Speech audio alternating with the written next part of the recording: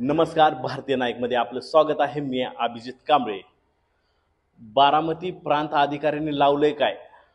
बारामती इंदापूर हा त्यांच्याकडे भाग असून इंदापूर तालुक्यातील लाकडी या गावात दिवसा ढवळ्या कोट्यावधी रुपयाचा सरकारी तिजोरीवर घाला घालून लुबाडणाऱ्या काम चालू आहे।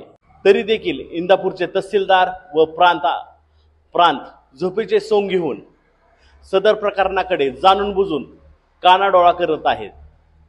मोजे लाकडी येथील वनवे यांच्या शेतातून आदित्य तावरे खडी क्रेशर साठी प्लांट आणि मुरुम उत्खनन चालू ठेवले आहे। सदरच्या प्लांट साठी कोणतीही परवानगी घेण्यात आलेली नाही असे जिल्हा अधिकारी कार्यालयामधून समजले आहे।